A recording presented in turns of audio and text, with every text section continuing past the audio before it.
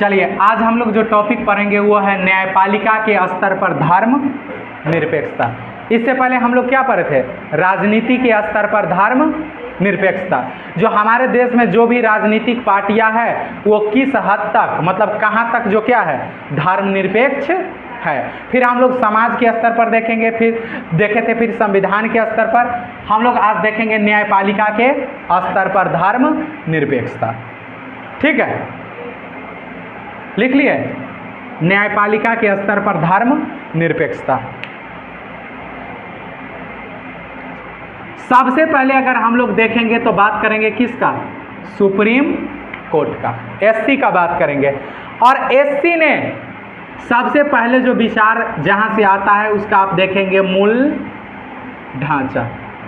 Supreme court का मूल ढांचा क्या था? और इस मूल ढांचा में जो मुख्य पॉइंट है वो हमारा है धर्म निरपेक्षता। नोट करते चलेंगे आप लोग।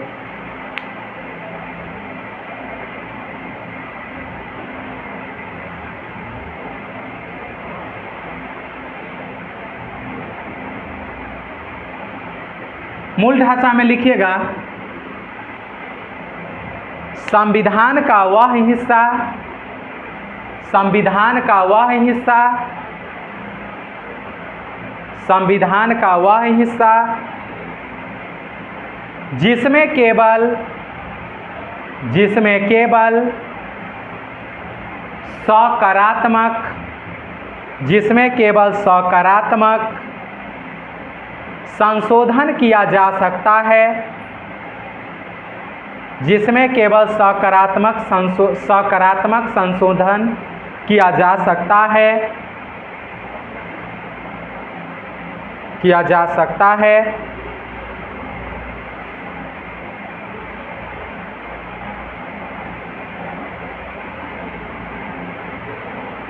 ठीक है, दूसरा पॉइंट लिखिएगा,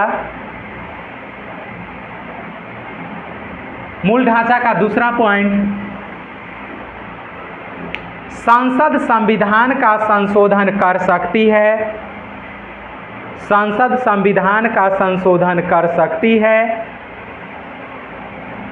संसद संविधान का संशोधन कर सकती है, पुनर्लेखन नहीं। संसद संविधान का संशोधन कर सकती है, पुनर्लेखन नहीं।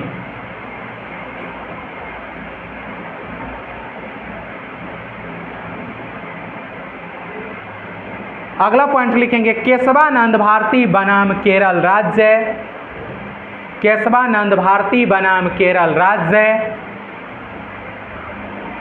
केरल राज्य बाद 1973 में, केशवानंद भारती बनाम केरल राज्य,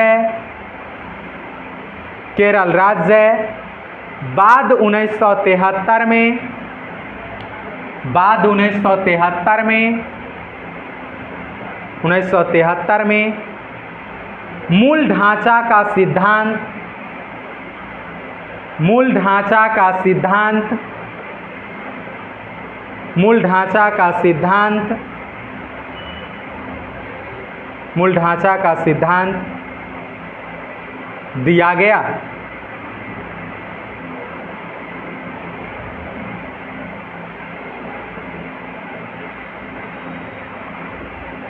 अगला पॉइंट, केशवानंद भारती बनाम केरल राज्य मामले में, केरल राज्य मामले में,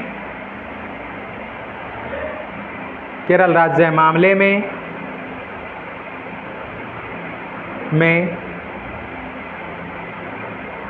24वां संविधान संशोधन, 24वां संविधान संशोधन, 24वां संविधान संशोधन, संशोधन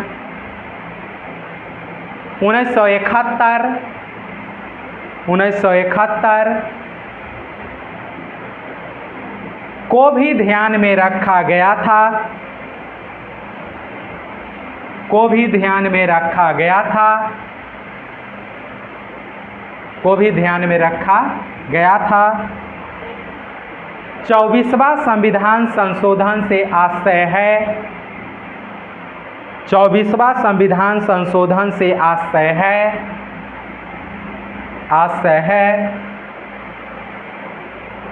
इंदिरा गांधी सरकार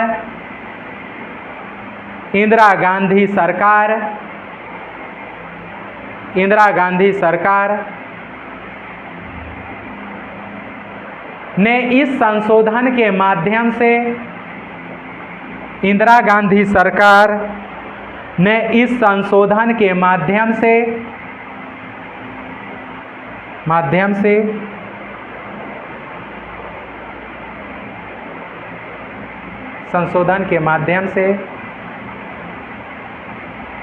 आर्टिकल 368 में यह प्रावधान कर दिया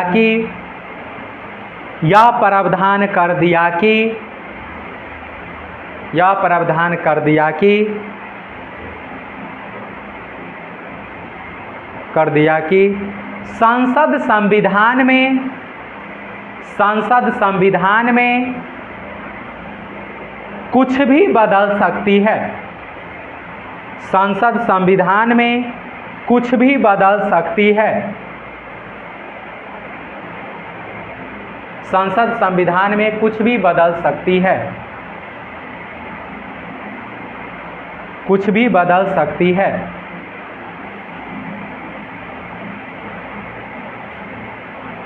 देखिए, न्यायपालिका के धर्मनिरपेक्षता आर्गुमेंट समझने से पहले इसके कुछ ऐतिहासिक फैसले को क्या करना पड़ेगा, आपको समझना पड़ेगा। और कुछ ऐतिहासिक फैसले में अगर सुप्रीम कोर्ट के आज तक का जो अगर आप 20-25 महत्वपूर्ण फैसले, ऐसे बहुत सारे फैसले हैं, लेकिन सुप्रीम कोर्ट के जब से देश आज़ाद हुआ 1950 से आज तक के जो अगर 20 से 25 महत्वपूर्ण फैसले आप निकालेंगे, अगर 20 निकालेंगे तो उसमें से एक जो महत्वपूर्ण फैसला होगा वो महत्वपूर्ण फैसला क्या होगा, केशवानंद भारती बनाम केरल राज्य। ये बहुत मतलब सुप्रीम कोर्ट के लिए 1973 में ये मामला आया था और इस पर सुप्रीम कोर्ट सुनवाई करते हुए ये यहाँ से जो सबसे पहले संविधान के अंतर्गत जो मूल सिद्धांत था ये यहाँ से निकलता है।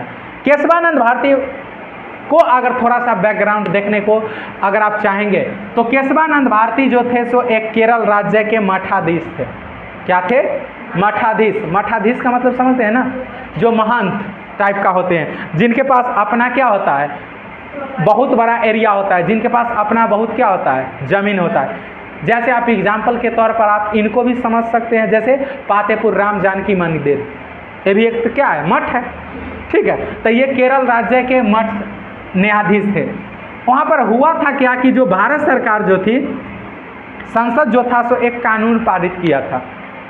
पहले तो राज्य सरकार पारित किया, केरल राज्य सरकार एक लैंड रिफॉर्म कानून पारित किया, भूमि सुधार कानून, और सरकार को कह के, केंद्र सरकार को कह के उसको डलवा लिया कहाँ, 9 शेड्यूल में। और 9 शेड्यूल का ये प्रावधान था कि जो भी कानून संसद द्वारा बनाया गया या जो भी विधि अगर उसको 9 शेड्यूल में डाल दिया गया तो उस पर सुप्रीम कोर्ट विचार नहीं करेगी। बात है समझ में, सुप्रीम कोर्ट विचार नहीं करेगी। तो केरल जो राज्य सरकार थी वो कानून बनाया और संसद से क्या करके अपील करके उसको डलवा दिया कहाँ, 9 शेड्यूल में। अब ऑटोमेटिक था, उसमें प्रावधान ये था, उसमें प्रावधान ये किया गया जो सभी को जमीन रखने का सीमित अधिकार दिया गया। उसमें प्रावधान ये किया गया जो कोई भी व्यक्ति है, कोई भी जो परिवार है वो अधिकतम 25 एकड़ तक जमीन रख सकता है।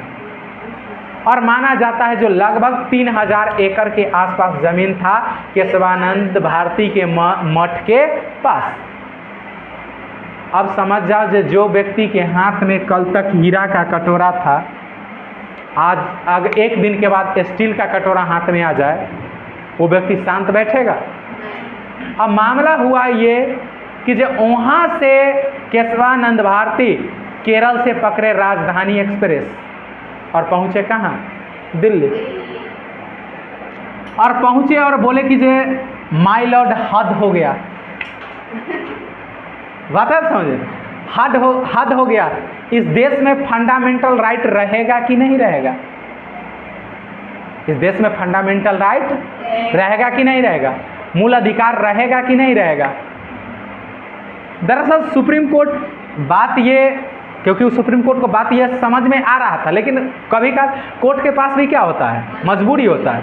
हर चीज़ समझने के बाद भी उसके पास मजबूरी हो जाता है, क्योंकि आपको पता है जो ये पहली बार में ही ऐसा प्रयास किया गया था। सबसे पहले प्रयास तो लैंड रिफॉर्म के मामले में पंडित जवाहरलाल नेहरू किए थे, और उस समय आपको पता है जो मामलाएं कई आए थे, लेकिन सुप्रीम कोर्ट क्या बैठ गया था, चुप बैठ गया था।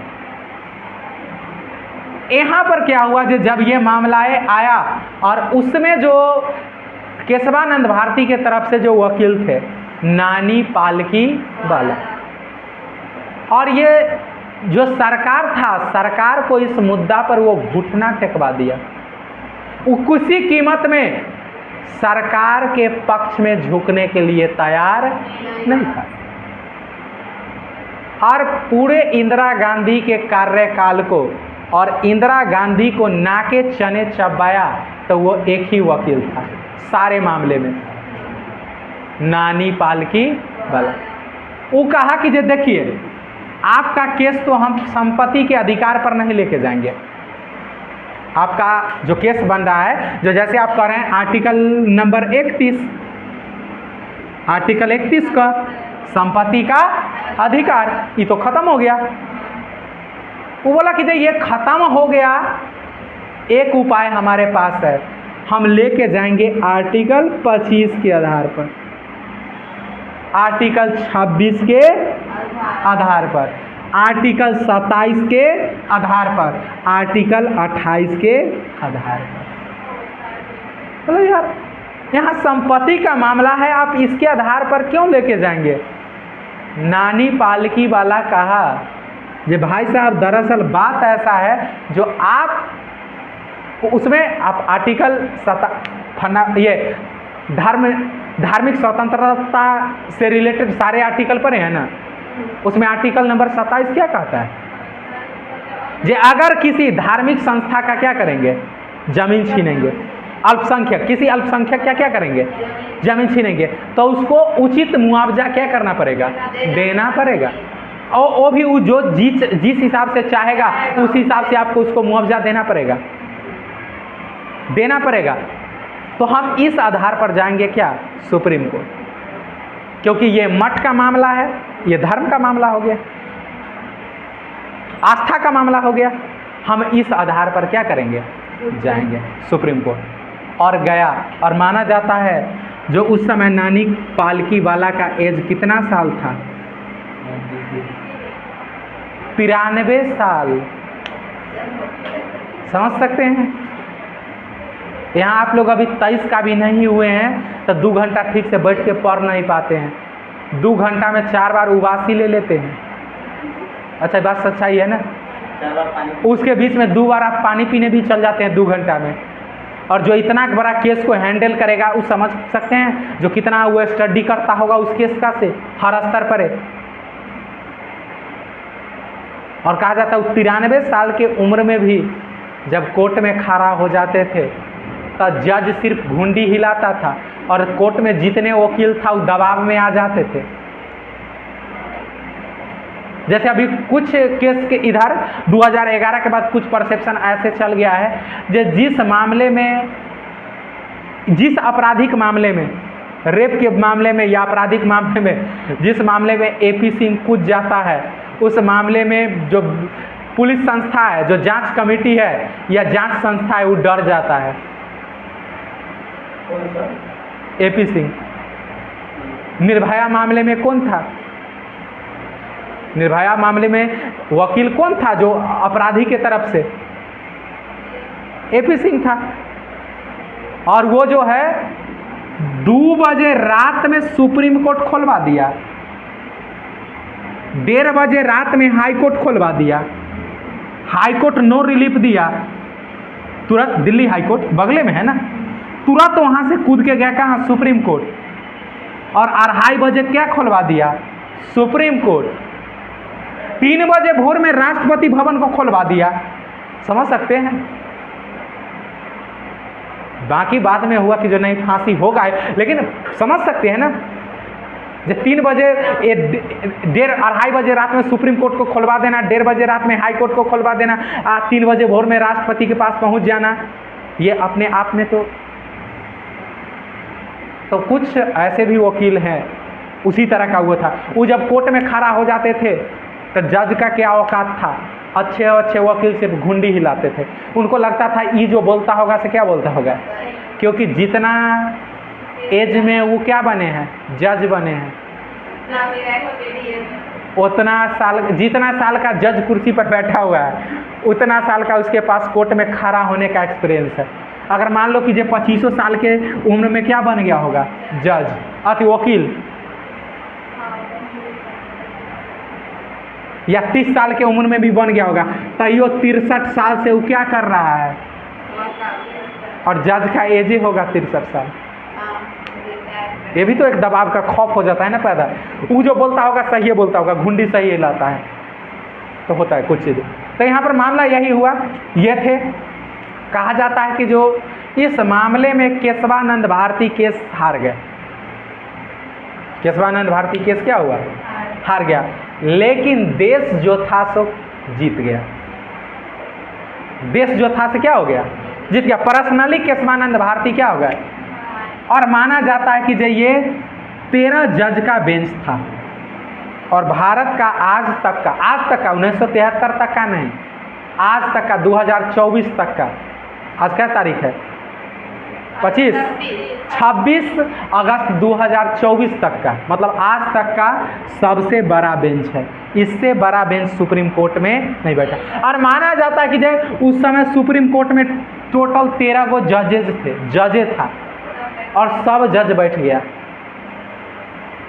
और इसमें जो आर्गुमेंट सामने आया, पहले आर्टिकल 24वां संविधान संशोधन जो था उस पर आया बात। जिस सरकार 24वां संविधान संशोधन के तहत इंदिरा गांधी ने लिख ही दिया जो संसद संविधान में किसी प्रकार का संशोधन कर सकता है, आर्टिकल 368 में लिखवा दिया।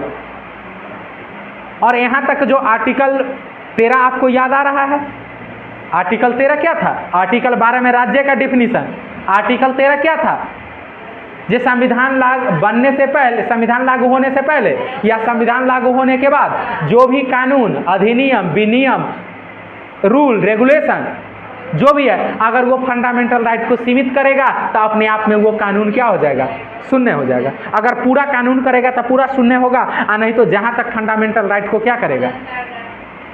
और वो 2 चीज़ उसमें लिखवा दिया। आर्टिकल 64 में लिखवा दिया जो संविधान के किसी भी अंग में संविधान या संसद जो है सो संशोधन कर सकता है, उसी में लिखवा दिया। यहाँ तक कि आर्टिकल 368 में भी संशोधन कर सकता है। अरे बता रहे समझ में, आर्टिकल 368 में भी संशोधन कर सकता है, आप समझ सकते हैं। और फिर 13(4) में जाके लिखवा दिया, 13(4) में जाके क्या किया, लिखवा दिया। और 13(4) में ये लिखवा दिया जो आर्टिकल 13(4) में ये लिखवाया जो आर्टिकल 13 का संबंध आर्टिकल 368 से नहीं है। बात है समझ में। और उसके बाद ये कहा जो फिर वहां लिखवा दिया जो आर्टिकल 368 का संबंध आर्टिकल 13 से नहीं है, दोनों जगह लिखवा दिया। ले सेफ, कोई मिस नहीं कर सकता, मतलब उसका कोई जाके ये नहीं आरोप से लगा सकता है आर्टिकल 13 के आधार पर ना चुनौती दे सकता है ना 368 के आधार पर, क्योंकि दोनों जगह क्या कर दिया, लिख दिया। तो इसमें क्या हुआ, सुप्रीम कोर्ट लेके आया मूल ढांचा का सिद्धांत और कहा कि जो देखिए भाई साहब, हम मानते हैं कि जो संसद के पास इतना अधिकार है जो हर चीज में क्या कर सकता है, लेकिन संसद को संविधान में संशोधन करने का अधिकार है, न कि संविधान का पुनर्लेखन का अधिकार। पुनर्लेखन मतलब समझे, संशोधन का मतलब क्या है, कहीं कहीं गड़बड़ी है तो उसको क्या कर दो, सुधार दो। अब ये नहीं कि जो उसको जड़ से ही क्या कर दो, उखाड़ दो। अब जड़ से जैसे अब उसको बाकी सब चौंक गया, जे कहाँ संविधान में कहीं लिखा हुआ है मूल संविधान, वो बोला तुम नहीं समझोगे, हम समझेंगे, क्योंकि संविधान का व्याख्या का अधिकार किसका है? सरकार का। ऐसा कहाँ कहीं लिखा हुआ है जिस संविधान में मूल ढांचा है? बोला लिखा हुआ नहीं है, समझने की बात है। जो तुम्हें समझ में नहीं आएगा, सिर्फ हमें आता है। और कहा कि जो हाँ संसद के अधिकार है, लेकिन वो संविधान में संशोधन करेगा, न कि संविधान का पुनर्लेखन करेगा। अच्छा एक बात बताइए, जो आपके पिताजी थे, आपके पिताजी घर बनाए और सीधे सिर्फ वो छत ढाल दिए हैं, वो खुश कब होंगे? जब इसमें पैटिंग वूटिंग करवा देंगे, प्लास्टर करवा देंगे, फिर इसको रंग पेंट करवा देंगे, फिर इसमें तो कुछ हाहा लुलू का बत्ती लगा देंगे, झालर उलर। इसे खुश होंगे ना? खुश होंगे ना? इससे उनको क्या मिलेगा? खुशी मिलेगा। लेकिन वही आप कहेंगे नहीं, इस घर को तोड़ के फिर से घर बनाएंगे, बापू खुश होंगे कि नाराज होंगे? सुप्रीम कोर्ट कहा जे आपको संविधान में संशोधन का अधिकार है, वही थोड़ा बहुत पेंट उंट कर दीजिए, थोड़ा बहुत बत्ती उत्ती लगाना है तो लगा लीजिए, थोड़ा बहुत चंदन टीका कर लीजिए, ये सब चलेगा। लेकिन आप कहेंगे जो नहीं, नींव उखाड़ के फिर से नींव डालेंगे, इस संविधान की संशोधन नहीं होगा, इस संविधान का पुनर्लेखन होगा। जबकि संविधान का पुनर्लेखन का अधिकार सिर्फ संविधान सभा के पास है, न कि संसद के पास है।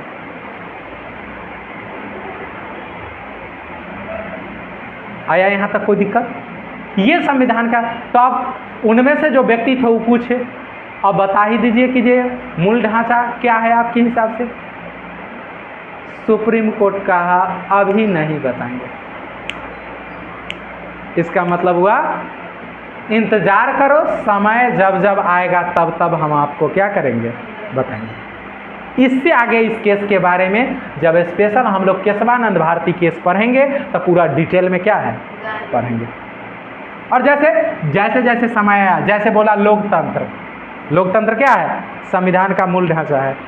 कोई भारत में राजतंत्र लागू नहीं कर सकता है, भारत में क्या लागू रहेगा? लोकतंत्र। यह संविधान का क्या है? मूल ढांचा है। धर्मनिरपेक्षता, भारत कोई धार्मिक कंट्री नहीं हो सकता है। बता रहे समझ में? धर्मनिरपेक्षता, समानता का अधिकार, निजता का अधिकार, बता रहे स्वतंत्रता का अधिकार, ये सारा का सारा क्या है? मूल अधिकार है। और इसका बहुत विस्तार हो चुके हैं। जब इसको हम लोग केशवानंद भारती केस पढ़ेंगे ना तो उस समय डिटेल में पढ़ेंगे। ठीक है, यहाँ तो रेफरेंस के तौर पर था, लेकिन एक तरह से केस आपको बता ही दिया गया है। ठीक है, अब इस मामले में आप देखें तो सुप्रीम कोर्ट यहाँ पर क्या है, इस मुद्दा में देखा जा रहा है ना। और यहाँ पर ये जो आपको आर्टिकल 27 के अकॉर्डिंग बताया गया, लेकिन उसके हिसाब से सुप्रीम कोर्ट रिलीफ क्या किया? अब इसके अकॉर्डिंग अगर वो रिलीफ देता तो क्या होता? हिंदू भी चले गए, किसी मुसलमान का जमीन छीनता तो कहता मस्जिद के नाम पर या वक्फ बोर्ड के नाम पर क्या होता? चला जाता। किसी क्रिश्चियन को छीनता तो किसके नाम पर चले जाता? गुरुद्वारा के नाम पर, तो फिर लफड़े हो जाते। ठीक है, चलिए अब अगला जो केस अगर आप लोग देखेंगे तो एक केस लिखेंगे, ये अगला नीचे से ही पॉइंट बना के अंडरलाइन कर देंगे और लिखेंगे SR बम्बई मामला, SR बम्बई मामला व अन्य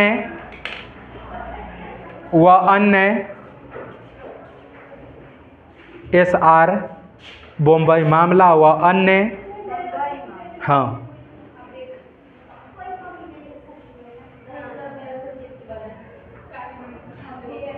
देखिए ये केस का जो थोड़ा सा अगर बैकग्राउंड आप देखना चाहेंगे, ये केस का जो कहानी था, ये कहानी था, हो गया लिख लिया। इस कहानी का जो संबंध है, ये SR बम्बई जो थे उस समय का, ये कर्नाटक का CM थे। कर्नाटक का क्या थे? CM थे। क्या हुआ था कि जो एक ही बार में 3-4 राज्य में लगा दिया गया, 4 राज्य में क्या? आर्टिकल 356। आर्टिकल 356 आप देखेंगे ना 1970 के बाद से ऐसा हमारे देश में ट्रेंड चल गया ना, ट्रेंड का मतलब समझते हैं ना, ऐसा मतलब चल गया जो जिस पार्टी का सरकार केंद्र में आता था, जिस पार्टी का भी सरकार केंद्र में आया, वो अन्य राज्य में आर्टिकल 356 का प्रयोग कर देता था और कहता था कि जो वहाँ पर संविधान का क्या हो रहा है, संविधान का पालन नहीं हो रहा है, वहाँ पर संविधान के हिसाब से लॉ एंड ऑर्डर नहीं मैनेज हो रहा है। जब बीजेपी आया केंद्र में तो जितने गैर बीजेपी राज्य था वहाँ सब पर लगा दिया, जहाँ कांग्रेस आया वहाँ पर कौन लगा दिया, जितने गैर कांग्रेसी राज्य थे वहाँ सब पर क्या यूज कर दिया। और उस दौर में देखा ये गया जो बड़े पैमाने पर देश में क्या देखा गया कि जो आर्टिकल 356 का प्रयोग दुरुपयोग शुरू हो गया, जबकि इसका प्रयोग संविधान में लिखा हुआ था रेयर केस में करना था, अपवाद के रूप में। और माना यह जाता है कि जो ऐसा हुआ कि जो इसके तहत 4 बीजेपी का राज्य था, उसमें एक यूपी था, राजस्थान था, एमपी था, हिमाचल प्रदेश था, फिर कर्नाटक था, मेघालय था, नागालैंड था, ये सब में क्या लगा दिया गया, आर्टिकल 356 का प्रयोग कर दिया गया। और सुप्रीम कोर्ट ने इस सब केस को एक जगह मर्ज किया और इस केस का नाम दिया क्या, SR बम्बई मामले। जो उस समय SR बम्बई जो थे से कर्नाटक क्या थे, मुख्यमंत्री थे। अब इसको थोड़ा सा डिटेल करेंगे तो बाकी पता चलेगा। लिखिएगा, इसमें लिखेंगे पहला पॉइंट, इसमें एक साथ 7 राज्यों में, एक साथ 7 राज्यों में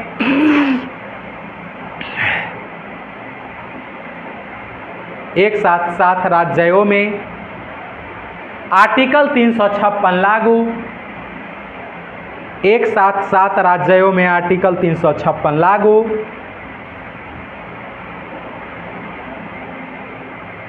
आर्टिकल 356 लागू।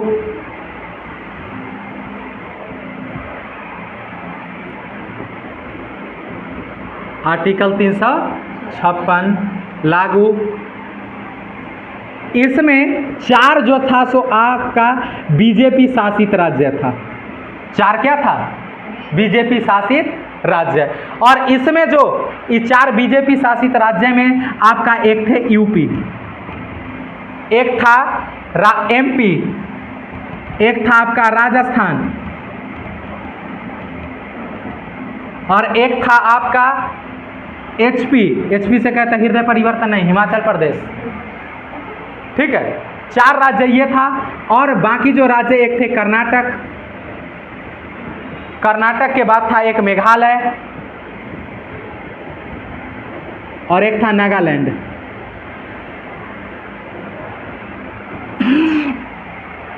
ये 7 राज्य में एक साथ क्या प्रयोग कर दिया गया, क्या हुआ,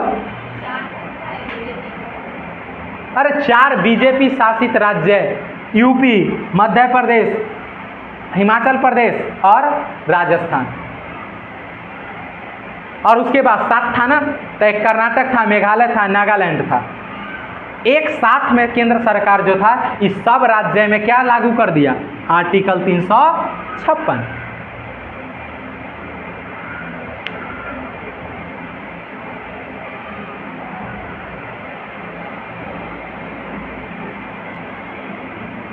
आर्टिकल 356। और इस तरह का तिरका चिन्ह बना के लिख लेंगे सबको जोड़ के। आर्टिकल 356, आर्टिकल 356, आर्टिकल 356 का अत्यंत दुरुपयोग, आर्टिकल 356 का अत्यंत दुरुपयोग।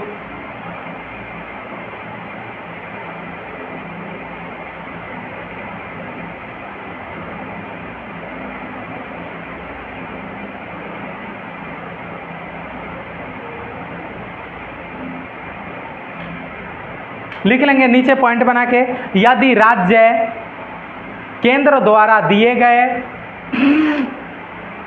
यदि राज्य केंद्र द्वारा दिए गए, यदि राज्य केंद्र द्वारा दिए गए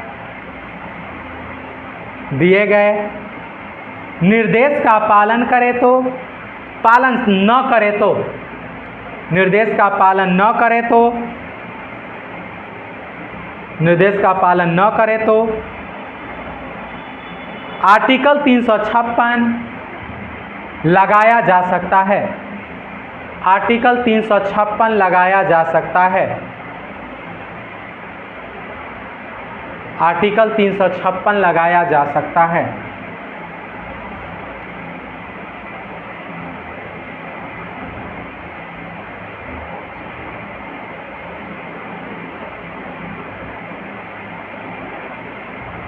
आर्टिकल 356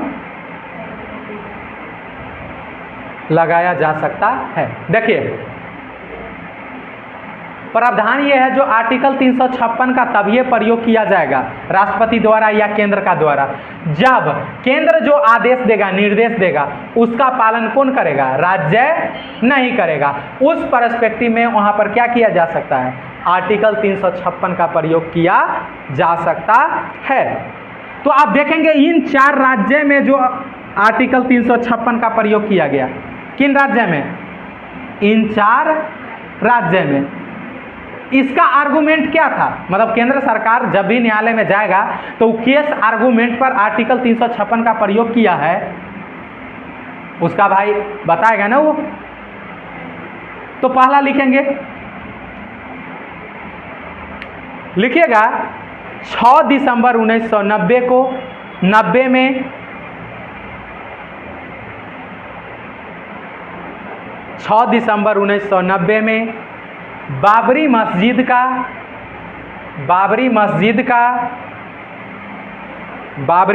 का स्ट्रक्चर तोड़ने के बाद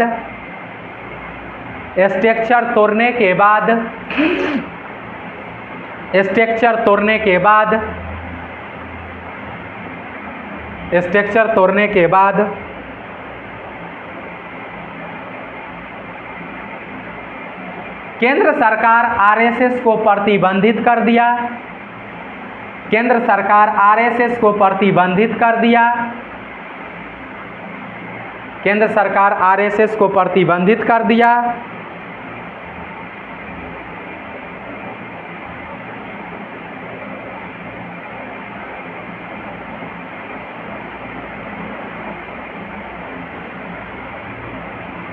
और इन 4 राज्यों पर,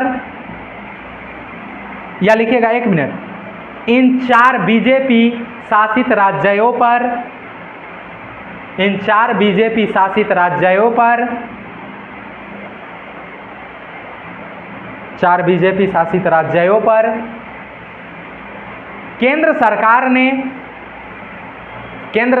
ने यह आरोप लगाया कि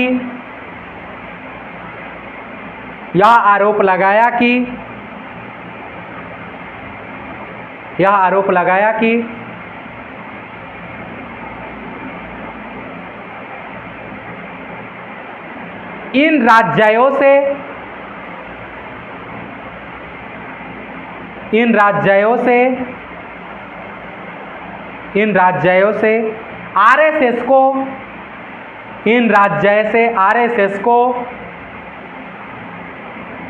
आरएसएस को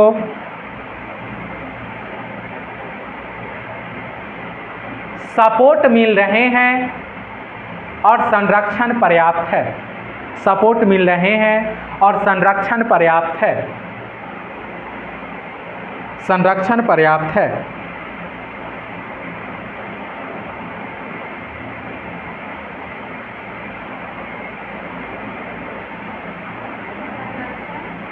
प्राप्त है।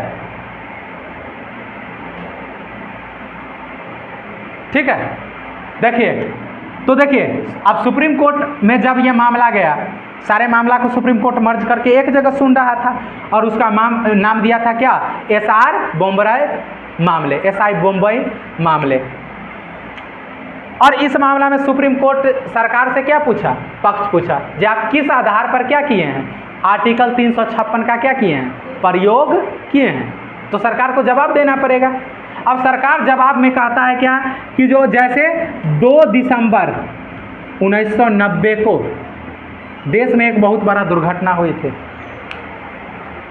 कार सेवकों द्वारा एक मतलब कि जो राम जन्मभूमि, राम मंदिर के निर्माण के लिए एक कार सेवाएं क्या किए गए थे, शुरू किया गया था। और माना जाता है कि जो हजारों कार सेवकों ने अयोध्या में जो बाबरी मस्जिद था, उस बाबरी मस्जिद पर क्या कर दिया, हमला कर दिया।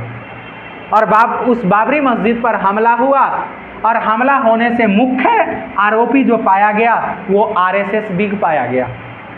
और केंद्र सरकार जो था सो देश में आरएसएस को क्या कर दिया, प्रतिबंधित कर दिया। और बाद में जब पता इस बात का चला जे ये जो बीजेपी शासित 4 राज्य है, यूपी, एमपी, राजस्थान और हिमाचल प्रदेश, यहाँ से आरएसएस को क्या मिल रहा है, सपोर्ट मिल रहा है, और यहाँ से उसको संरक्षण क्या है, पर्याप्त है। इसका मतलब है जो केंद्र सरकार आरोप लगाया, जो आरएसएस को केंद्र प्रतिबंधित किया, उस जो प्रतिबंधित किया उस प्रतिबंध को राज्य सरकार माना नहीं, और राज्य सरकार जो है सो कहीं ना कहीं आरएसएस को क्या करता रहा, सपोर्ट करता रहा। तो सुप्रीम कोर्ट के अंतर्गत में राज्य केंद्र सरकार अपना पक्ष ये रखा। अब देखिए बाकी के मामले में क्या कहता है, लिखिएगा अगला पॉइंट।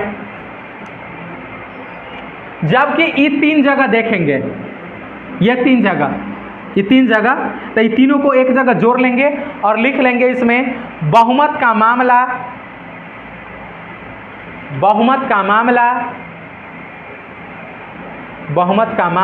अभी समझाते हैं बहुमत का मामला क्या होता है। बहुमत का मामला,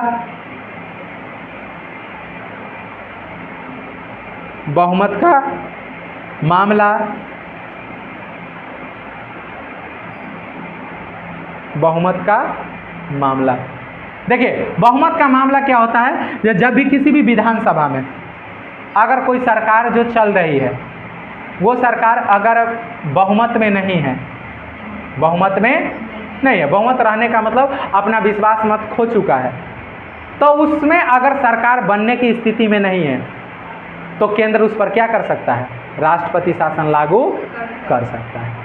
जो आप जम्मू कश्मीर का जब इतिहास पढ़ेंगे ना, तो जब वहाँ पर आपको बताया जाएगा जो हाल फिलहाल में ये 2019 में जो आर्टिकल 370 हटा था, उसका कुछ पीछे का 5 साल का इतिहास क्या रहा, कैसे कैसे मुद्दाएं बना।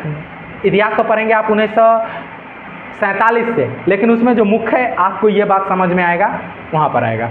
ठीक है, चलिए अब नीचे पॉइंट बना के लिखिएगा। यहाँ बहुमत का मामला, इसका मतलब जो राज्य सरकार था उसके पास बहुमत क्या था, नहीं था, इसलिए आर्टिकल इन तीनों का। अगला पॉइंट हम लोग लिखेंगे एससी ने इन चारों राज्यों,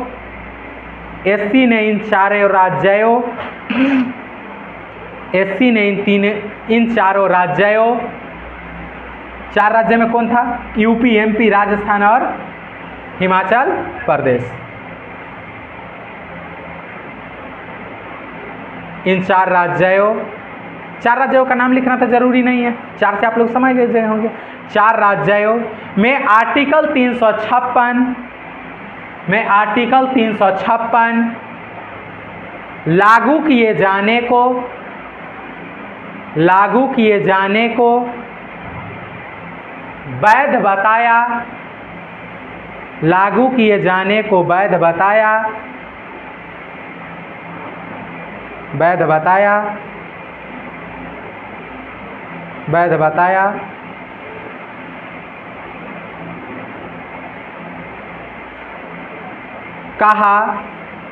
कहा चूंकि राज्य केंद्र के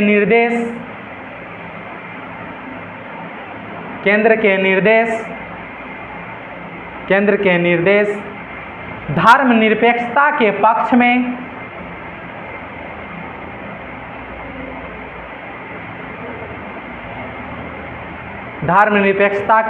में थे, अतः यहाँ आर्टिकल 356 यहाँ आर्टिकल 356,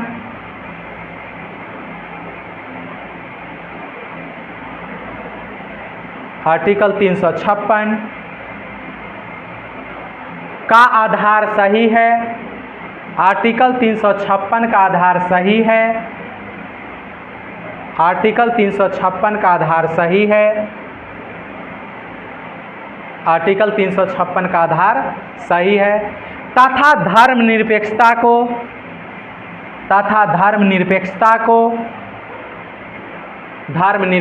को मूल ढांचा का हिस्सा माना, धर्मनिरपेक्षता को मूल ढांचा का हिस्सा माना, धर्मनिरपेक्षता को मूल ढांचा का हिस्सा माना,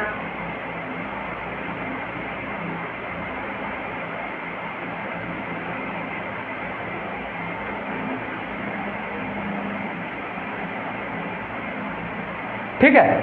देखिए, तो इस मामला में क्या हुआ आपको पता है, जो मस्जिद पर हमला हुआ, मस्जिद किसका था? मुसलमान का था। वो बाकी जो भी उसका हिस्टोरिकल बैकग्राउंड जो भी है वो बात अलग है, ठीक है। हिस्टोरिकल बैकग्राउंड उसका जो भी है, फिर उससे पीछे का मुद्दा हुआ है, वो अलग बात है। लेकिन सुप्रीम कोर्ट उस समय में ये हुआ, अपना मतलब कि जो निष्पक्षता, धर्मनिरपेक्षता के स्तर पर वो बना हुआ पूरी तरह से क्या हुआ, सख्ती से पेश आता हुआ क्या है, दिखाई देता है। और आप ऑटोमेटिक है जो उसको मुद्दा ए भी सुप्रीम कोर्ट बना, जैसे नेताएं बना देते हैं हिंदू बनाम मुस्लिम मुद्दा, सुप्रीम कोर्ट भी उसको क्या कर सकता था, बना सकता था। लेकिन सुप्रीम कोर्ट ऐसा नहीं किया। सुप्रीम कोर्ट कहा जे हाँ, अगर केंद्र ने ये निर्देश दिया जो धर्मनिरपेक्षता को बनाए रखने के लिए इस संगठन को प्रतिबंधित करना है, आरएसएस को प्रतिबंधित करना है, तो के राज्य इसका पालन नहीं किया, इसका मतलब है केंद्र के आदेश का क्या किया, अवहेलना किया, और धर्मनिरपेक्षता को कहीं ना कहीं उन्होंने ताक पर रख दिया। और पहली बार इसी मामला में देखा गया जो धर्मनिरपेक्षता को भी बताया गया, जो ये संविधान का क्या है, मूल ढांचा है। और केंद्र सरकार माना जो इन 4 राज्यों में जो आर्टिकल 356 का प्रयोग किया गया है, ये क्या है, धर्मनिरपेक्षता को बचाए रखने के लिए ये केंद्र सरकार द्वारा उठाया जाना यह कदम क्या है, सही है। अगला पॉइंट इसी में लिख लिया गया, अन्य 3 राज्यों में, अन्य 3 राज्य कौन कौन, कर्नाटक, मेघालय और नागालैंड। अन्य 3 राज्यों में, अन्य 3 राज्यों में, अन्य 3 राज्यों में आर्टिकल 356, आर्टिकल 356 लगाने, आर्टिकल 356 लगाने के, आर्टिकल 356 लगाने के केंद्र सरकार के आधार को, केंद्र सरकार के आधार को वैध माना, केंद्र सरकार के आधार को वैध माना, वैध लिखे थे, सॉरी अवैध कर दीजिएगा उसको, अवैध माना,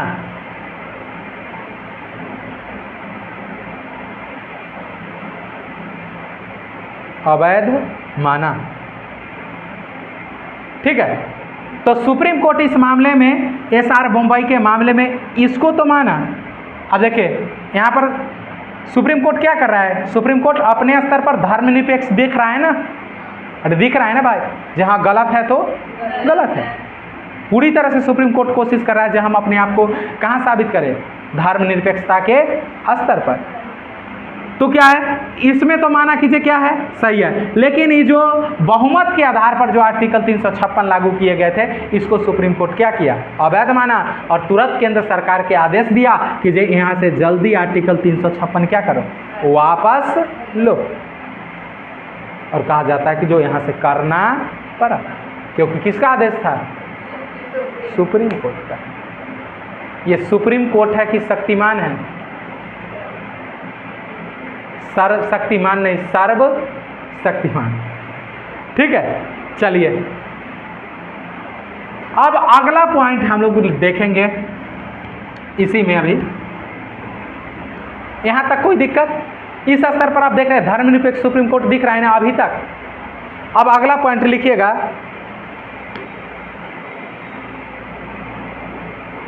एक केस और था जो ज़्यादा प्रसिद्ध हुआ था, उसमें से लिख लीजिएगा अरुणा रॉय मामला। अरुणा रॉय मामला,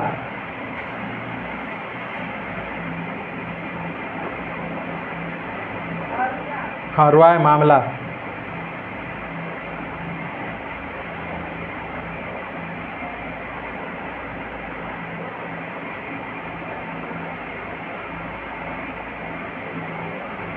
अरुणा रॉय मामला ब्रैकेट में 2002।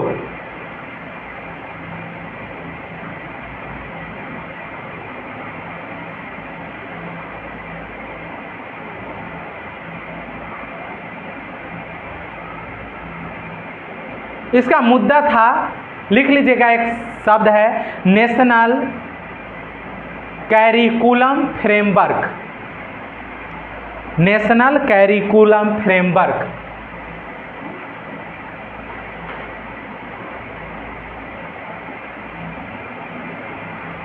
देखिए अरुणा रॉय जो थे से एक सामाजिक कार्यकर्ता थे। क्या थे? सामाजिक कार्यकर्ता, एक एज ए राजनेता भी थे, समाज सेवक, एक बड़े पैमाने पर बोले तो समाज सेवक। और इनका आर्गुमेंट नेशनल कैरिकुलम फ्रेमवर्क, हाँ फ्रेमवर्क, हाँ फ्रेमवर्क, FRAMEWORK हो गया, फ्रेमवर्क। देखिए इनका मतलब आर्गुमेंट ये था, सुप्रीम कोर्ट में एक अपील किए, उस अपील में इनका कहना ये था, जो शैक्षणिक संस्थान है, शैक्षणिक संस्थान में कुछ वैदिक मैथ को क्या किया जाए, मतलब उनको सिलेबस में शामिल किया जाए।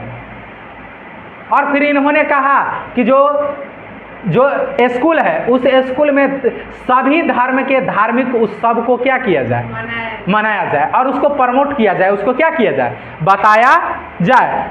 और जैसे योग जैसे शिक्षा को इन्होंने कहा कि जो भारतीय शिक्षा में क्या होना चाहिए, शामिल होना चाहिए। अब ऐसा बात कोई करेंगे तो ऑटोमेटिक है जब कुछ ना कुछ व्यक्ति तो इसके विरोध में क्या करेगा, जाएगा।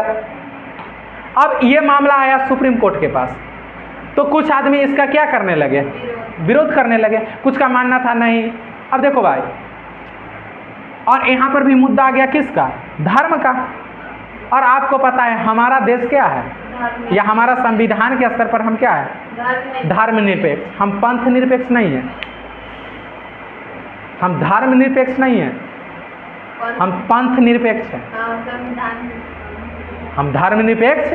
आपको धर्म और पंथ निरपेक्ष में ज़्यादा का घपला नहीं है, पीछे सारा पढ़ाया गया है, पीछे सारा चीज़ बताया गया है, ज़्यादा का घपला नहीं है। तो हम जो है सो क्या है, पंथ निरपेक्ष है।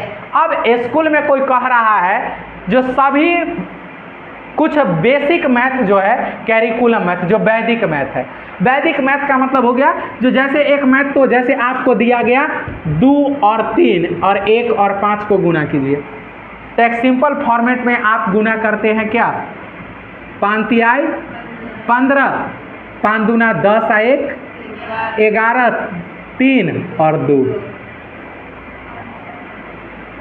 और 5 4 और 3। ठीक है, ये आया, ये फॉर्मेट आप सॉल्व किए। इसी चीज को आपको कहा जा रहा है जो गुना कीजिए भाई साहब, या इससे दूसरा टर्म ले लीजिए। मान लीजिए एक टर्म आप ले लीजिए 21 और एक टर्म ले लीजिए 25, और इसको गुना करने के लिए कर रहा है, और कोई सीधा कर रहा है।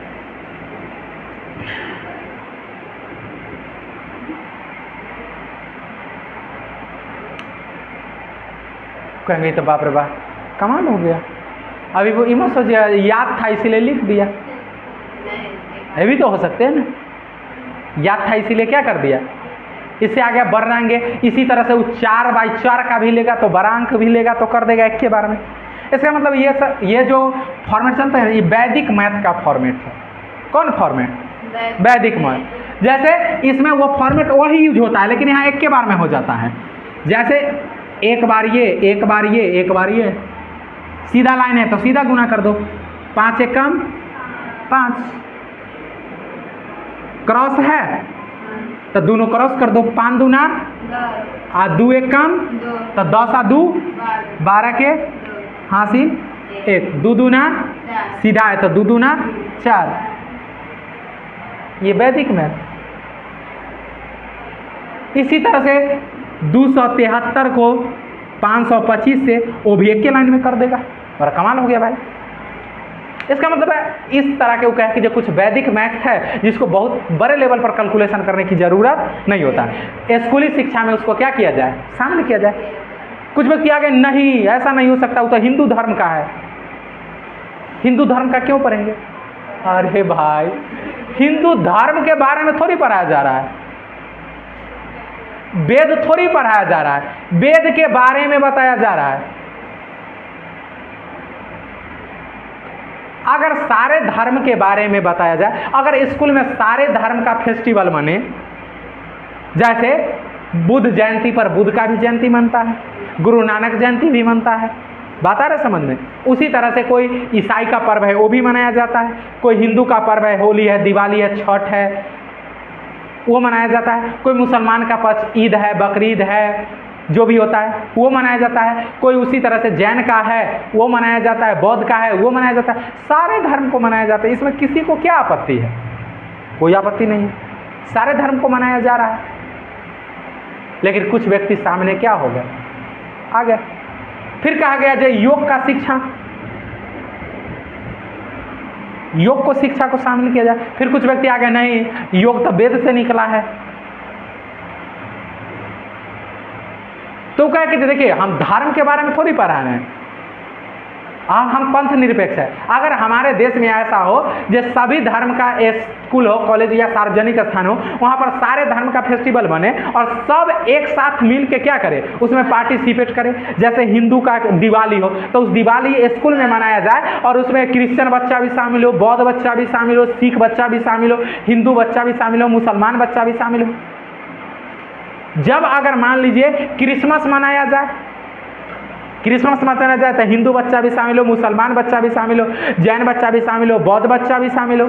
ईद मनाया जाए तो हिंदू बच्चा भी शामिल हो, मुसलमान बच्चा भी शामिल हो, क्रिश्चियन बच्चा भी शामिल हो, बौद्ध बच्चा भी शामिल हो, जैन बच्चा भी शामिल हो। इससे कहाँ किसको आपत्ति है? और इससे क्या होगा, और हमारे समाज में जो बाकी के प्रति जो नफरतें हैं ये नफरतें क्या होंगे, कमेंगे। और एक दूसरे के धर्म के बारे में जानने का क्या मिलेगा। अगर ऐसा सिर्फ दिवाली मनाया जाता है, छठ मनाया जाता है, अन्य नहीं मनाया जाता है तो फिर ये चिंता की बात है। लेकिन हर फेस्टिवल मनाए जाते हैं तो कोई चिंता की बात नहीं। अरुणा रॉय की मामला ये इसी चीज़ को लेकर था। उनका मानना था जो स्कूल में सभी तरह का फेस्टिवल, सारे धर्म से रिलेटेड जितने भी संस्कृति, सभ्यता, कल्चर है उस सबको शामिल किया जाना चाहिए। सारे धर्म के बारे में बेसिक बात हमारे स्कूल में क्या होना चाहिए, बच्चे को पता होना चाहिए। अब इसमें कुछ लिखने की बात है, लिख लीजिए। लिखे थे नेशनल कैरिकुलम फ्रेमवर्क। इसमें इसको उसके नीचे तीर का चिन्ह खींच के पहला लिख लीजिएगा क्या सब उसमें था। वैदिक मैथ्स, वैदिक मैथ्स,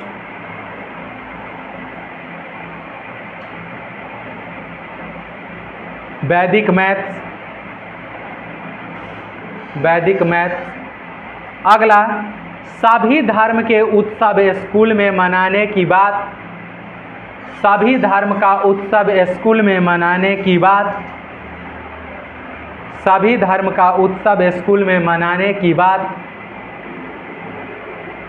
सभी धर्म का उत्सव स्कूल में मनाने की बात।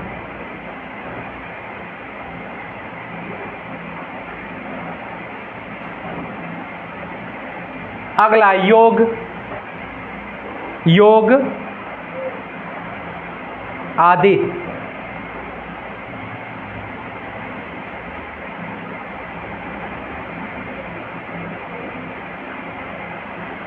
अब इसमें कुछ आरोप व्यक्ति का आरोप ये था, जो इससे तो क्या हो जाएंगे, शिक्षा व्यवस्था में धार्मिक आगमन हो जाएगा, मतलब धर्म का क्या हो जाएगा, आगमन हो जाएगा। और ऐसा होगा जो धीरे धीरे बढ़ते बढ़ते ऐसा हो कि जब बाकी का धर्म क्या हो जाए, खतरा में चला जाए। अब इस पर देखेंगे सुप्रीम कोर्ट का आर्गुमेंट क्या था, नीचे पॉइंट बना के लिखिएगा। सकारात्मक धर्मनिरपेक्ष देश में, सकारात्मक धर्मनिरपेक्ष देश में, सकारात्मक धर्मनिरपेक्ष देश में बच्चों को, सकारात्मक धर्मनिरपेक्ष देश में बच्चों को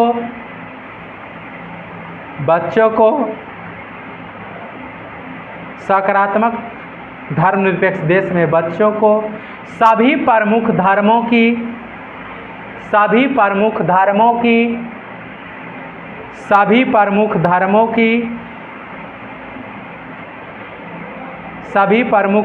की विशेषता पता होनी चाहिए, सभी प्रमुख धर्मों की विशेषता पता होनी चाहिए, विशेषता पता होनी चाहिए।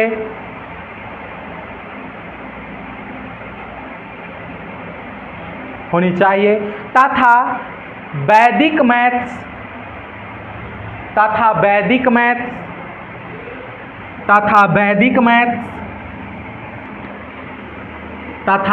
मैथ्स आसानी के लिए किया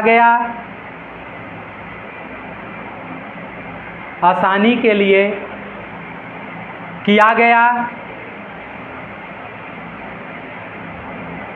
अतः यह धर्मनिरपेक्ष राज्य में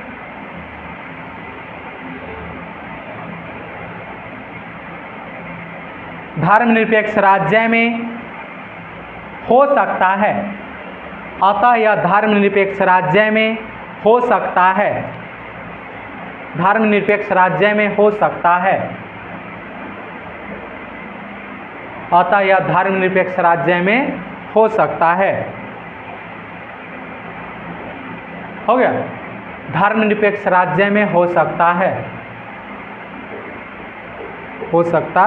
है, देखिए जो इसका विरोध करने वाले थे वो क्या आर्गुमेंट रखे, जिससे क्या होगा, शिक्षा व्यवस्था में धर्म का क्या हो जाएगा, आगमन हो जाएगा, अनतः शिक्षा व्यवस्था का क्या हो जाएगा, धार्मिककरण हो जाएगा। जबकि सुप्रीम कोर्ट का आर्गुमेंट था जे अगर शिक्षा व्यवस्था में गणितीय मैथमेटिक्स व्यवस्था को आसान करने के लिए अगर उसमें वैदिक मैथ का एंट्री करवाया जा रहा है तो ये अपने आप में गलत नहीं है। और धर्मनिरपेक्ष देश में ऐसा क्या है, पॉसिबल है। और वो भी हम किस धर्मनिरपेक्षता के अंतर्गत में हैं, सकारात्मक धर्मनिरपेक्षता के अंतर्गत में हैं। और सकारात्मक धर्मनिरपेक्षता कहने का प्रचलन, उसके लिए जो शब्द यूज किया जाता है वो पंथ निरपेक्ष शब्द यूज किया जाता है, जो हमारा सभी धर्म के साथ बराबर क्या है। अब वैदिक मैथ है, कोई अगर वैसा सरिया मैथ है जो बच्चा को सिखाने में आसानी करता है तो तू लेके आओ, जो हम वो भी लागू कर देंगे। इससे भाव तो यही हुआ ना, सुप्रीम कोर्ट का ऐसा सीधे मतलब भाव ये था कि अगर वैदिक मैथ बच्चे को मैथ सीखने में आसानी और सहूलियत करवाता है तो अगर कोई दूसरे धर्म में भी कोई मैथ का ऐसा विचार है या कि साइंस सीखने का कोई ऐसा टर्म है वो लेके आ जाओ तो हम उसको भी क्या करेंगे, लागू करने का आदेश दे देंगे। तो एक अच्छे लोकतंत्र और एक अच्छे धर्मनिरपेक्ष देश का ये क्या है, पहचान है। और हम किसके आसपास में हैं, धर्मनिरपेक्षता के आसपास में है। यहाँ तक किसी को कोई दिक्कत। अब इससे पहले एक दो मामलाएं और हुए थे, अगर उसको देखेंगे तो देख सकते हैं। जैसे एक केस आया था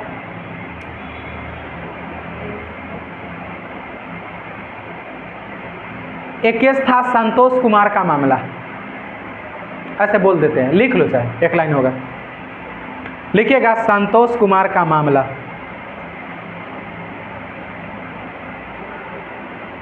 संतोष कुमार का मामला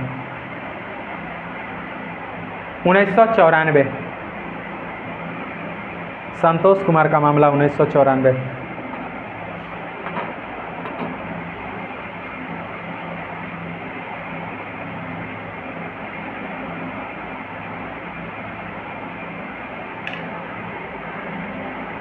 संतोष कुमार का मामला, देखिए इस मामला जो इसका जो संबंध था संस्कृत भाषा के लेके था। कुछ व्यक्ति था, उनका मानना था जो संस्कृत भाषा जो है वो धार्मिक भाषा है, किसी एक धर्म का है, हिंदू धर्म का है। अगर स्कूल में संस्कृत भाषा पढ़ाए जाते हैं, इसका मतलब है हिंदू धर्म को क्या किया जा रहा है, प्रमोट किया जा रहा है। इसी से रिलेटेड ये क्या था, मामला था। मतलब संस्कृत भाषा को लेकर सुप्रीम कोर्ट में क्या किया गया था, चुनौती दिया गया था। अब देख लीजिए, इस पर सुप्रीम कोर्ट का एक लाइन का आर्गूमेंट था। ये सब छोटा मोटा बात पर सुप्रीम कोर्ट उतना ध्यान भी नहीं देता। लिख लेंगे, एससी ने कहा कि ऐतिहासिक आधार पर देखें तो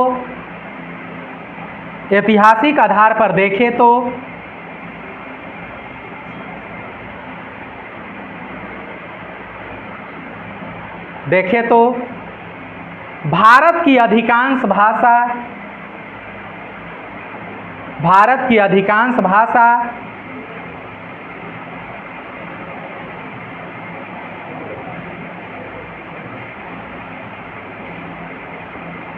भाषा संस्कृत से विकसित हुई है। संस्कृत से विकसित हुई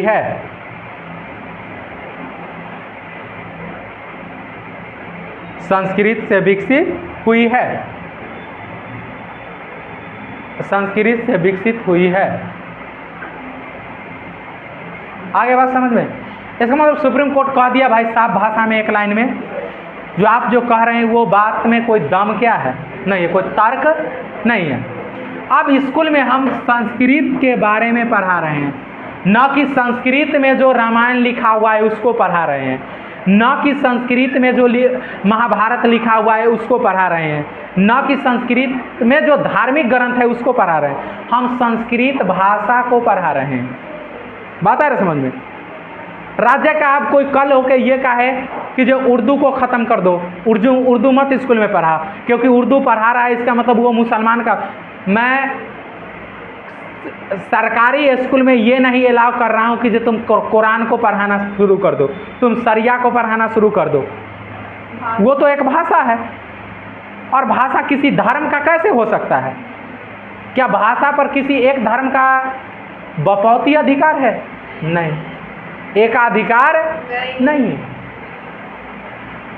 तो ऐसे सुप्रीम कोर्ट सीधे कहा कि भाई साहब आपके बात में क्या है, दम नहीं है, और वो कहा कि जो दरअसल ऐसा बात नहीं। ठीक है। उसके बाद एक 1992 में सुप्रीम कोर्ट के पास एक केस गया था।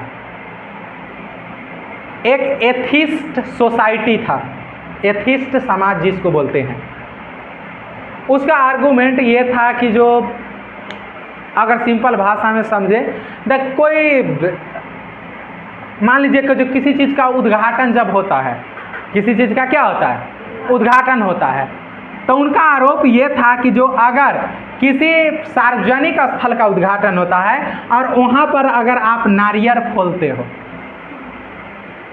तो ये तो किसी एक धर्म का क्या हुआ, ये तो हिंदू धर्म में क्या किया जाता है, नारियल फोड़ा जाता है। अगर वहाँ पर आप दीप जलाते हो, आपको लगता है इन लोग को कोई और काम नहीं मिलता है, लेकिन क्या करेंगे, इनको यही सब करने में सुख मिलता है। अगर नहीं करते तभी नाम थोड़ी आप पढ़ते हैं, ये भी तो बात है ना। जो बात इग्नोर कर देते हैं वो लोग वही बात है, जिसको छोटे छोटे लोग छोटे छोटे चीज़ को क्या कर देते हैं, इग्नोर कर देते हैं। उसी चीज़ को बड़े बड़े, वही छोटे छोटे चीज़ को लेके बड़े बड़े लोग बड़े बड़े बन जाते हैं। बात है समझ में? जैसे बैंक अकाउंट से आपका 5 रुपया काट लिया जाए, आप कुछ नहीं बोलेंगे, आप कुछ नहीं बोलेंगे, सबका कटा है, कोई बात नहीं, 5 रुपया कटा है, कोई बात नहीं, क्योंकि आपके लिए वो क्या था, 5 रुपये छोटा था। आप छोटे आदमी थे, इसीलिए आपके लिए क्या था, छोटा था। लेकिन जिन्होंने काटा उसके लिए यह हुआ 5 लाख करोड़ रुपया। तो छोटे छोटे को काट के बड़े और क्या बन गए, बड़े। तो मतलब ऐसा, तो यहाँ पर पर्सपेक्टिव यही था कि जो आप जो ये कार्यक्रम कर रहे हो, नारियल फोड़ रहे हो, दीप जला रहे हो, ये सब तो क्या है, हिंदू धर्म का परंपरा है। आप ऐसा क्यों करते हो? लिखना चाहेंगे तो लिख लेंगे।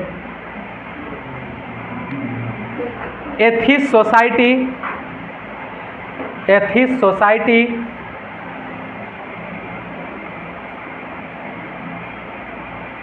एथिस्ट सोसाइटी, हाँ सोसाइटी, एथिस्ट सोसाइटी, ब्रैकेट में लिख लेंगे दीप प्रज्वलित, दीप प्रज्वलित, दीप प्रज्वलित, दीप प्रज्वलित, कॉमा नारियल तोड़ना, नारियल तोड़ना, तोड़ना, नारियल तोड़ना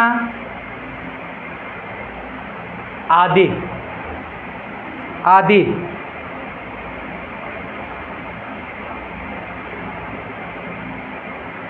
और इनका आर्गुमेंट यही था कि अगर आप ऐसा कर रहे हो किसी सार्वजनिक स्थान पर, इसका मतलब क्या हुआ, आप धर्मनिरपेक्ष नहीं हो।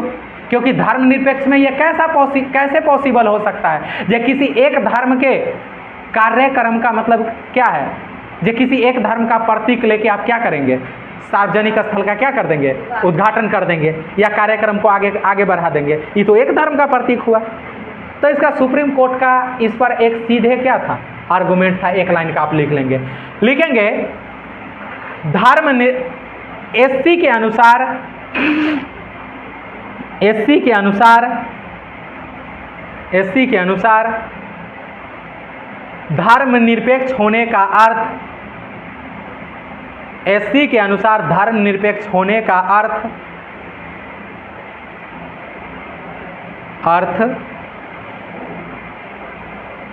यह नहीं है कि, यह नहीं है कि राज्य नास्तिक है। धर्मनिरपेक्ष होने का अर्थ यह नहीं है कि राज्य नास्तिक है, राज्य नास्तिक है।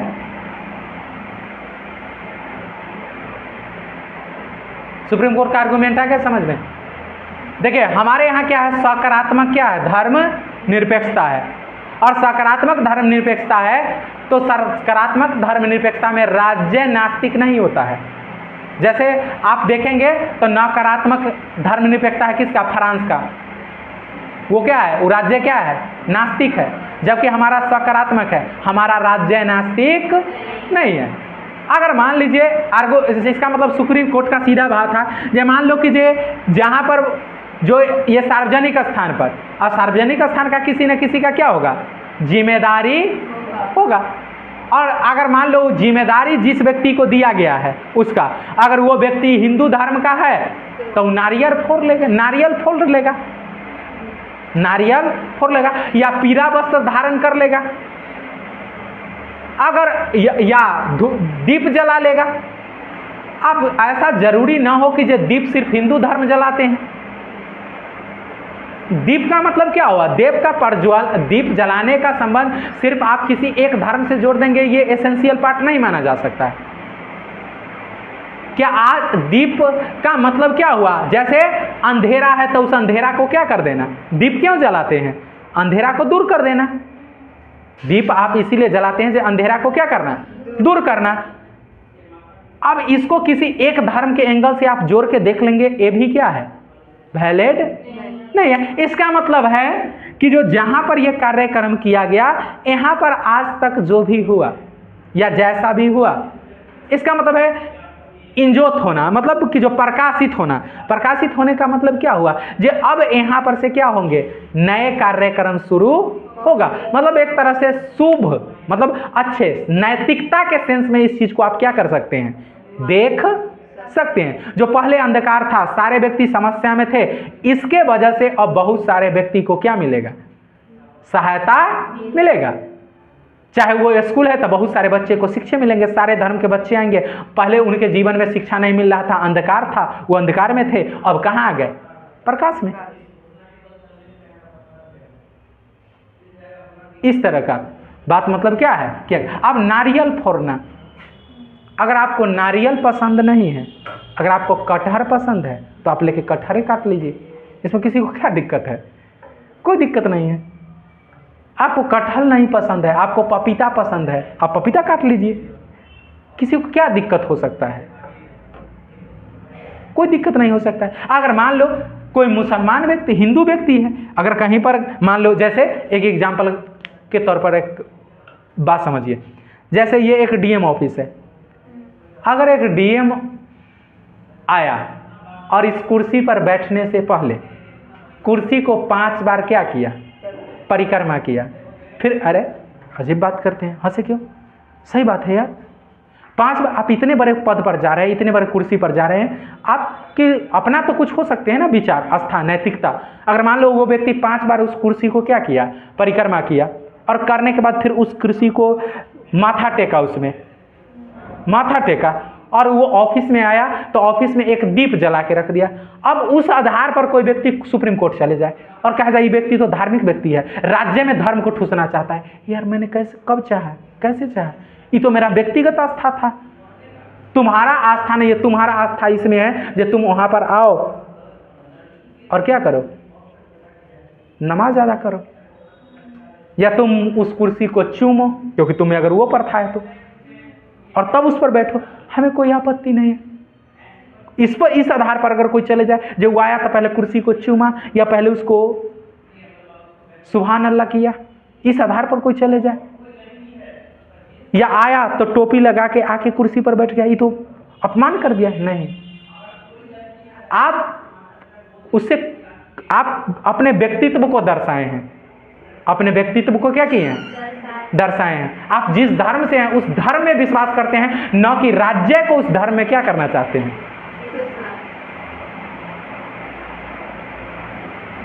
पता है समझ में? तो इस तरह का मतलब परसेप्शन क्या होते हैं, चलते हैं। अब जैसे राम मंदिर के शिलान्यास में, उद्घाटन में अगर मोदी जी आते हैं तो मोदी जी देश का प्रधानमंत्री है, मोदी जी देश का क्या है, और हमारा देश क्या है, धर्मनिरपेक्ष है। अगर वो किसी धार्मिक कार्यक्रम में जाते हैं, इसका मतलब क्या है, तो संविधान के विरुद्ध हो गया। तो जो संविधान धर्मनिरपेक्षता का बात करता है, वही संविधान धार्मिक स्वतंत्रता का भी बात करता है। तो मोदी जी आज प्रधानमंत्री है, लेकिन मोदी जी आज से 70 साल पहले से इस देश का नागरिक भी हैं। उनका अपना भी कोई क्या है, आस्था है। मोदी जी ये नहीं चाह रहे हैं जो देश के प्रत्येक समुदाय का व्यक्ति, प्रत्येक धर्म का व्यक्ति इस राम मंदिर के मंदिर में आए। मोदी जी ये नहीं चाहते हैं जो देश का धार्मिक ग्रंथ है वो गीता, देश का संविधान है वो गीता बन जाए। अगर मोदी जी ऐसा करेंगे या रामायण जो है भारत में राम राज्य स्थापित हो जाए, मोदी जी ये करेंगे, तब आप उन पर आरोप लगा सकते हैं जो मोदी जी क्या है, धर्मनिरपेक्ष व्यक्ति नहीं है। लेकिन अगर मोदी जी व्यक्तिगत तौर पर कहीं जाते हैं, किसी मंदिर में माथा टेकते हैं, भगवान को प्रणाम करते हैं, उस पर फूल चढ़ाते हैं, तो आप इस आधार पर नहीं कह सकते हैं जो मोदी जी धर्मनिरपेक्ष, संवैधानिक स्तर पर या राज्य के स्तर पर मोदी जी धर्मनिरपेक्ष व्यक्ति नहीं। आप इस आधार पर नहीं, आपको एक जो पद पर जाते हैं उसके अलावा आपका अपना व्यक्तिगत जीवन भी क्या होते हैं, लेकिन उसके लिए जो बाकी आर्गुमेंट, बाकी व्यवस्थाएं जो किए गए हैं, वो अलग बात है। लेकिन अगर कोई व्यक्ति ऐसा कर रहा है, जो कोई डीएम आया या मान लो पीएम गया और पीएम अपना जो कुर्सी है उसका कुर्सी, ऑफिस में जो कुर्सी है उस कुर्सी पर बैठने से पहले उस कुर्सी पर एक दीप जला के रख दिया, बात आ रहा समझ में, उसको नमस्कार किया, उस पर टीका लगाया, इसका मतलब आप नहीं बोल सकते हैं।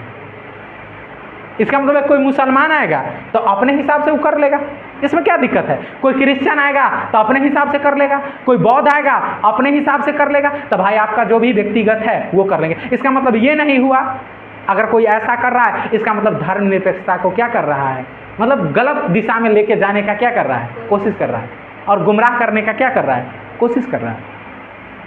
तो क्योंकि हम जो है सो नकारात्मक के आसपास में नहीं है, हम सकारात्मक है संविधान के अकॉर्डिंग। नकारात्मक में वैसा पॉसिबल है, नकारात्मक तो सीधा कहता है, वो तो नास्तिक राज्य है, वो कहता है धर्म अपना घर में रखो, बाहर नहीं चलेंगे, रोड पर नहीं चलेंगे। यहाँ पूछ लो बजरंग दल वाला से, प्रत्येक 4 दिन पर निकालिए देते हैं, रोड पर आइए जाते हैं, क्योंकि आपके पास क्या है, आज़ादी। जय भीम वाला के देख लो, आइए जाते हैं, क्योंकि आपके पास क्या है, आज़ादी, आप आ सकते हैं। लेकिन आएंगे, लेकिन शांति पूर्ण। इसका मतलब है जितना आपका स्वतंत्रता है उतना दूसरे का भी स्वतंत्रता है।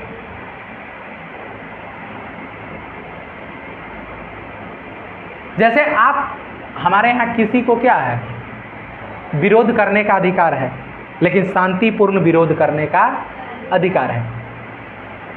आप बंद करने का आपके पास अधिकार नहीं है, बंद करने का अधिकार नहीं है, आपको विरोध करने का अधिकार है। विरोध में भी अस्त्रहीन, आपके पास किसी प्रकार का हथियार नहीं होना चाहिए, और शांतिपूर्ण तरीका से। ये नहीं जे रोड को जाम कर दो, चक्का जाम, नहीं, ये नहीं चलेंगे भाई, चक्का जाम नहीं चलेगा। जितना आपके पास स्वतंत्रता है विरोध करने का, हो सकता है कि जो उस चक्का जाम के वजह से कोई ऐसे हार्ट का पेशेंट रहा होगा जो हॉस्पिटल वक्त पर न पहुंचने की वजह से उसका मौत हो गया होगा, कुछ ऐसे कैंसर का मरीज रहे होंगे जिनका मौत हो गया होगा, कुछ ऐसे जिनका डिलीवरी होने वाला रहा होगा और उस समय से नहीं पहुंच पाए, जिसके वजह से उस बच्चा का मौत हो गया और उस व्यक्ति का मौत हो गया। उसका स्वतंत्रता रहा कि खत्म हो गया? ऐसा हमारा संविधान एलाउ नहीं करता। आप विरोध प्रदर्शन कीजिए, विरोध प्रदर्शन का कई तरीका है, आप सारे काम कीजिए, हर चीज करिए, शांतिपूर्ण तरीका से कीजिए। जैसे डॉक्टरे के मामला में देखेंगे, अभी जो कलकत्ता वाला केस हुआ, इसमें आप लोग देखें डॉक्टर साहब लंबे समय तक 8-10 दिन रहा हड़ताल पर। अंत में सुप्रीम कोर्ट को 22 तारीख को कहना पड़ा कि आप सब जाइए कहाँ, ड्यूटी पर, आप लोग को प्रोटेक्शन मिलेगा, न्याय मिलेगा, हर चीज़ मिलेगा। लेकिन आप कहाँ लौटे? सारे डॉक्टर को आदेश दिया ना सुप्रीम कोर्ट जी आप कहाँ जाए, ड्यूटी पर जाए। क्यों? एक व्यक्ति तो मर ही गया, उनके साथ जो होना था, जो भी किया, वो इंसान नहीं है, उनको तो हम जानवर में काउंट करवे करते हैं, जानवरों नहीं मान सकते हैं। जानवर में भी मानेंगे तब पागल जानवर मानेंगे, पागल कुत्ता। इंसान तो खैर कोई ऐसा कर ही नहीं सकता है जैसा उसके साथ हुआ। लेकिन वो एक चला गया और उसके लिए हम हजारों निर्दोष को समय से पहले क्या कर दे? ये भी तो नैतिकता की बात नहीं है ना। आप विरोध पर आइए, हॉस्पिटल के बाहर बड़े बड़े होर्डिंग लगा दीजिए, विरोध करते हैं। आप इलाज कीजिए, माथा में काले पट्टी बांध ले रहिए या काला वस्त्र धारण कर ले रहिए, इलाज कीजिए। विरोध करने का तो हमारे देश में अलग अलग तरीके हैं ना। और गांधी का देखेंगे, गांधी का तो सीधा फंडा था, जो दूसरे को दुख मत पहुंचा, अपने को दुख दो। इसका मतलब है हमारे देश में विरोध करने का अलग अलग तरीके हैं। आप माथा में काला पट्टी लगा लो, बाह में काला पट्टी बांध लो, काला बैच लगा लो। प्रदर्शन करने का ये भी क्या, विरोध करने का ये भी क्या है, तरीका है।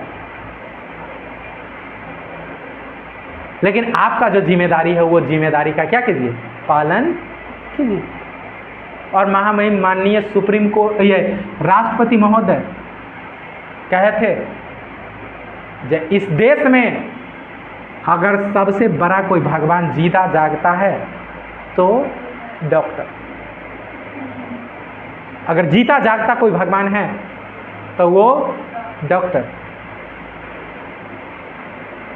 और इस पर तो सबसे अच्छा धीरेन्द्र शास्त्री को व्याख्या किया था, कहा था ना जय क्या क्या बोला था वो,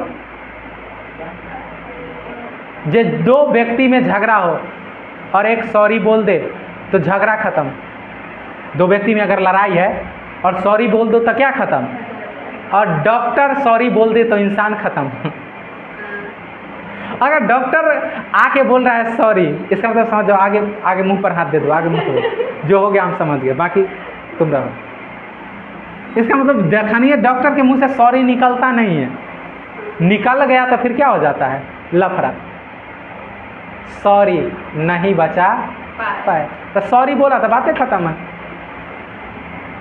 ठीक है, तो इस तरह का इसका मतलब हुआ राष्ट्रपति कहे जो सबसे जो जीता जागता भगवान है वो कौन है, दूसरा नंबर कहा टीचर और तीसरा नंबर कहा वकील। राष्ट्रपति का स्टेटमेंट कुछ सोचिए कब बोला होगा। हाँ सही बात है भाई, अगर सही बात है ना, अगर डॉक्टर काम करना ही छोड़ दे आ जाएंगे, बाकी का हो ही जाएगा। और देख लिए ना कितना मतलब रिपोर्ट आ रहा था जे इस हॉस्पिटल में तड़पता हुआ हार्ट का पेशेंट, इस हॉस्पिटल में वेंटिलेटर पर लेटा हुआ मरीज, इस हॉस्पिटल में मतलब महिला का डिलीवरी नहीं करवाने के लिए तैयार डॉक्टर या नर्स। ये सब घटनाएं आया ना, मतलब सुने ना भाई न्यूज़ में जब डॉक्टर सब हड़ताल पर गया था। इसका मतलब कहीं कुछ समाज में सभी व्यक्ति के पास जिम्मेदारी है, समाज के प्रत्येक व्यक्ति के पास क्या है, कुछ ना कुछ चीज़ का क्या है।